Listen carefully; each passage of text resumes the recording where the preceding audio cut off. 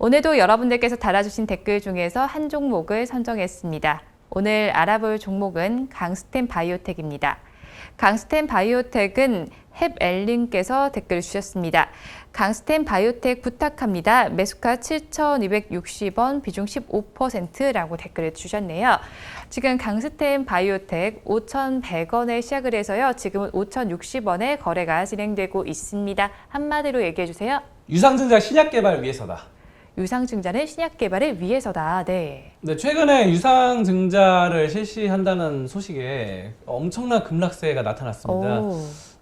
어제 이제 8월 3일날 16% 진짜 급락했네요. 네. 급락을 했는데, 그래도 저는 그렇게 봐요. 뭐 보통 이제 이런 유상증자는 사실 악재가 맞습니다. 유상증자라던가 아니면 CB 발행, BW 발행 이런 것들은 대부분 악재로 통용되는 게 맞는데, 그래도 이제 한 가지 좀 희망을 걸어볼 수 있는 것은 신약을 개발하기 위해서, 신약 개발, 뭔가 명분이 있는 거죠. 그래서 명분이 있어서 지금 이렇게 했기 때문에 아토피 피부염이라던가 류마티스 관절염, 이런 골관절염 치료제의 임상 진행, 이런 점들에 대해서 파이프 개발, 여기에 좀 더 자금이 필요하니까 그 자금, 연구개발 자금을 조달하기 위해서 유상증자를 한다는 측면입니다. 그래서 제가 봤을 때는 그 목적성은 괜찮아요. 목적성은 또 아까 말씀드렸던 뭐 아토피 피부염이나 류마티즘 이런 것들은 상당히 또 우리가 좀 극복을 해야 되는 그런 것이기 때문에.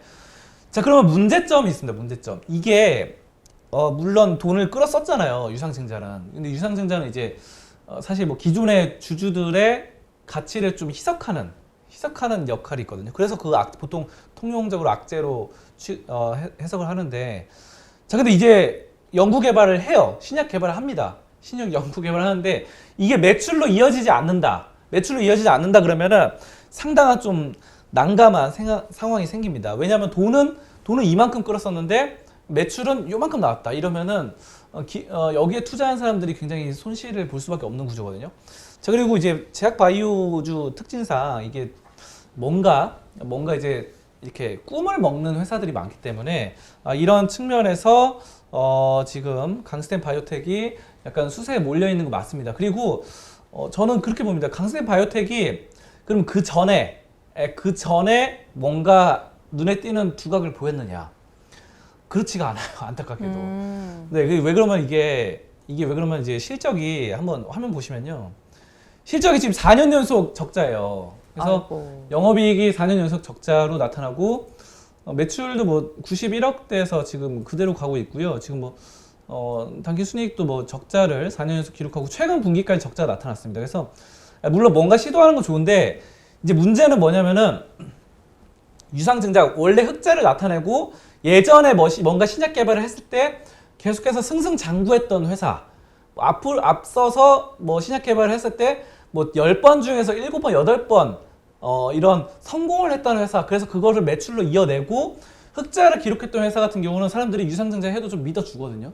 근데 이제 이거는 앞서서 지금 4년 동안 실패를 했기 때문에 사람들이 유상증자 한다고 하면 이제 믿지를 못하는 거예요. 이제 신약 개발 한다 그러면은 쟤네 또 엉뚱한 돈 끌어써가지고 또 신약 개발 한다 그러고 돈 또 이상하게 하는 거 아닌가, 뭐 이런 염려가 드는 거죠.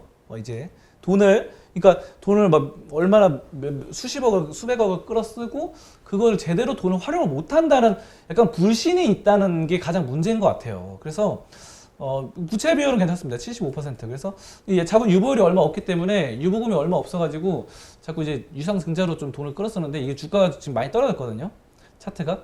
근데 이제 저 같은 경우는 보통 차트를 볼 때 그렇게 봐요. 저는 이렇게 하락한 종목은 밸류에이션 측성상 좀 매력적으로 보거든요. 보통은 이제 그러니까 저평가주로 봤을 때는. 근데 이제 강스템 바이오텍의 경우에는 이제 저평가주라고 보기에는 좀 그래요. 지금 현재 상황이.